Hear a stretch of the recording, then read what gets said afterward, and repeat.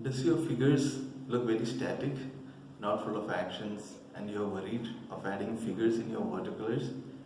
That is exactly was my problem when I started adding figures in my watercolors, and I reached a point where I tried to avoid adding figures into my scenes, and because I was so much afraid of, or so much worried of making very static or very dull figures, because that was spoiling the overall subject. Figures are supposed to add interest, and my figures were kind of taking away interest. So I thought of fighting with that, and I thought of practicing a lot. I did a lot of practice, and I started finding improvements, and I'm creating a lot of videos on different approaches and what are the considerations like the proportions and the perspective, all those things. A lot of videos are already there on my channel, so I'm going to plan for more. So this particular exercise which we are going to discuss today helped me tremendously. That brought me a lot of dynamism into my watercolor figures, and they looked more convincing and more sort of aggressive and storytelling. So stay with me till the end of this video, and I'm going to explain this particular exercise. I'm going to demonstrate it, and on the way I'm going to give a lot of informative tips and points.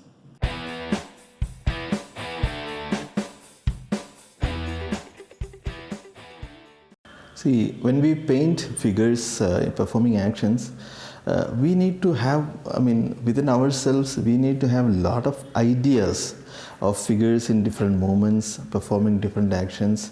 So we should not fall short of ideas, and that is again a skill that we have to develop. How do we do that? I found this particular approach of splashing of colors on the paper to get some initial ideas. Here I have a very vague idea that okay, there are some shapes which probably can represent a crowd of figures performing some actions. They may be walking towards, etc.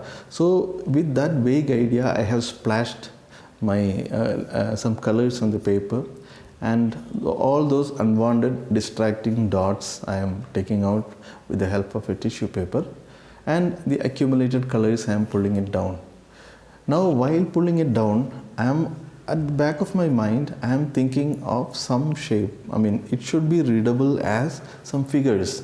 So that is the idea. So at this point, you please pause the video and check. Can you find some people, performing some action, going far away, coming towards you, having something on their hand? They are interacting. Think of whatever points that you can think from these shapes. Your imagination should get triggered at this point. Pause the video and do it. Please let me know, did you get the ideas? Did you get some ideas, and was it informative? Was it helpful? If you're not getting idea, try it again. Pause again. Once you get the idea, you can probably take a pencil and clarify that idea. Okay. So this step is not very essential. You can directly paint also.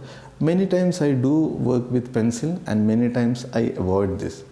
But as an initial practice, I would suggest you can try to convert this shape. Take ideas, ideas from the shapes, and use the pencil to clarify it, alter it a bit. You don't have to precisely follow the shape. The shapes are only to get ideas. You can alter it. While altering it, try to think of the perspective, try to think of the proportions, and so that it will get more convincing. Initial idea you got, you are now clarifying it and making it little bit more convincing and believable. So if you have any question, any doubt on how the perspective should be when there are a lot of people, you please check out my video on the perspective of the crowd of people. So it is there on my channel. There are actually a playlist with the perspective of a crowd of people from various views. When a crowd is seen from a normal height, from various heights. Okay, so please check it out. Now I think I have lot of clarity now, so I have confidence now that I can paint it. Now we can paint it. So the painting process is very suggestive. I don't want to make it very complicated. Okay, so it is just suggestive, maybe one color for the upper body and maybe a darker color for the lower body, the apparels, and whatever, some suggestive brushworks for in this case maybe the bicycle. So here I have added a bicycle just for adding some interest. You may have to practice these kind of suggestive brushworks, and maybe I'll create more videos on this with little bit more elaboration. Here the focus is not on this. Here the focus is on getting the ideas for figures action, right? You don't have to be, this doesn't have to be very precise. Suggestivity, because these figures are not the prime focal point. These figures will help in drawing attention of the viewer into your focal area. So your focal element, you can add these figures into the focal element, and then your focal element will get more attention, and then you can make it more convincing. Okay. Now it is reasonably convincing. So you don't have to practice it with the different colors and all. I am adding different colors just for some variety.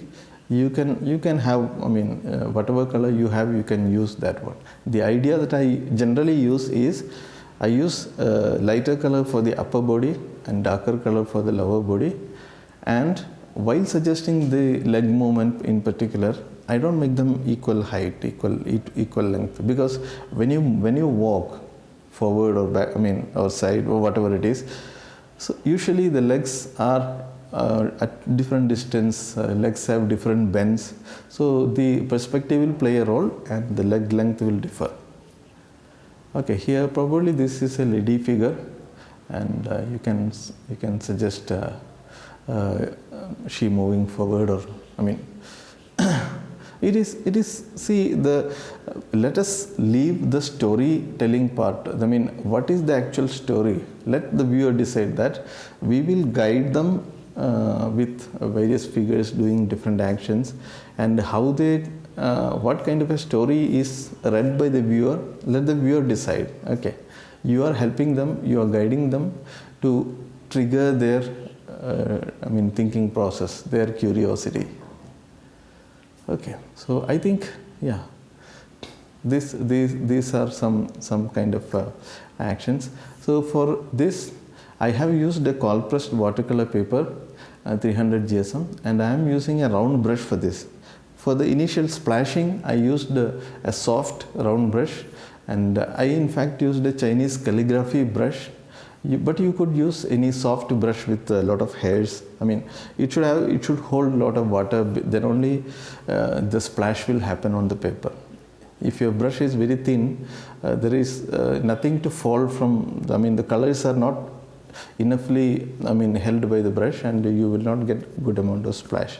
So take reasonably big round brush, soft round brush for the splashing, and for the details you use synthetic round brush. Here I am trying to manipulate with the leg length and the width, etc., so that it shows some kind of action. So another thing that I wanted to emphasize is, you try to focus on capturing the figure's action by understanding a little bit about the figure anatomy, their perspective, etc. And there are many videos on my channel itself which can probably help, and you may find many other videos also on the anatomy and figures in action, right? So these are reasonably making sense. I mean, these are just the figures. Okay, it will look better if we have a kind of a context, a background. Now this is a thick orange color that I am picking up directly from the tube and applying it here, and the idea is it suggests the exposed body parts like the face and the hands, etc. Okay, while applying this, we are not, please remember that we are not focusing on individual features like the eyes, the nose, the ears, etc. It is the overall suggestion, because this is very tiny figure. You don't need a feature wise representation. By making these orange touches, you are making some of the figures coming towards us and some of the figures going away from. Now adding these shadows can really improve the overall composition. It will make it even a little bit more interesting, and this by itself will start looking like a piece of art. Okay, so I mean, there may be some care you have to take while showing these shadows. You may have to understand something about the shadows, but these things you can practice by observing actual people from live, or you can take out some reference photographs and analyze it. Some line here I'm thinking of, so that it creates some depth also. So these are sort of some perspective lines which will kind of take you inside to the painting, inside to the scene. And to add more interest, I'm thinking of adding some street lamps. Maybe, yeah, it now creates some kind of a context, some kind of a background, so that this practice makes a little bit more interesting. Okay, I am making some dots here and there just to kind of have some visual interest. Okay, right, I think we are done with the practice. If required, you can give some highlight, and this is done with white watercolors picked up directly from the tube, and this is some kind of accentuating, some kind of highlighting the details, so that we can add a little bit more clarity and kind of what is called contrast, so that these figures and the properties used by the figures can pop up. I think, yeah, these are really convincing at this point, and I will not do too much modification now. It is very easy to overdo this touch of white, so please be very careful. Hope this was informative video. Do you think this video was informative? Please let me know. Even though you may not like it, you may like it, but it will help me a lot if you can communicate that, because accordingly I can plan my future videos. Please let me know what I can improve so that the video can be better useful to you. And if you think this helped you, please share it to your friends, fellow artists who can take benefit from this. So I kind of finish it. I'm thinking of adding some cables to add even little bit more interest. Okay, so I think we are pretty much done. We can add some cables. I'm using a liner brush for this. It is a kind of dry brushworks, and yes, I think we can add a couple of more lines and then we can finish it. Okay, so here again perspective plays a role. The cables, direction of these cables. Okay, so please don't underestimate the importance of perspective. Perspective is not that challenging a subject. It is easy to understand. It is mostly common sense, I would say. So please practice it, and if you want some sort of tutorial on perspective and all, please do let me know. I will, so that what you need, I will know only if you write to me. Otherwise, I have to create my videos just based on assumptions, which may not be the right thing to do. Okay, don't worry, these are just practices, and if the cables are wrong, no, not a problem. I mean, if the direction of the cables go wrong, no problem, it is a practice. Hope you enjoyed this exercise and you could learn quite a bit of it.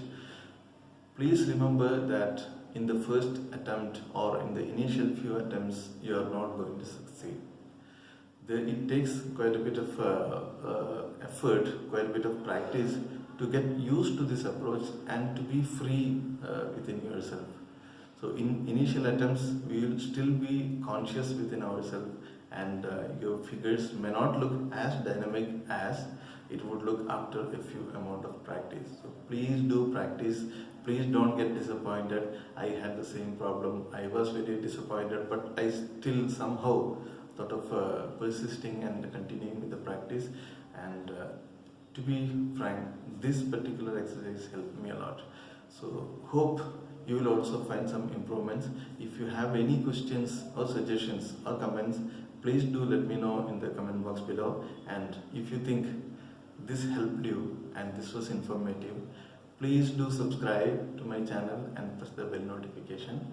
And please do write your views, your questions, and please also do share it to your friends who might benefit from this video, who might be facing the same issue as I faced, that you are facing, and this can be of help to your friend as well. So thank you very much, and we will soon come up with another very informative video, and happy painting until then. Thank you.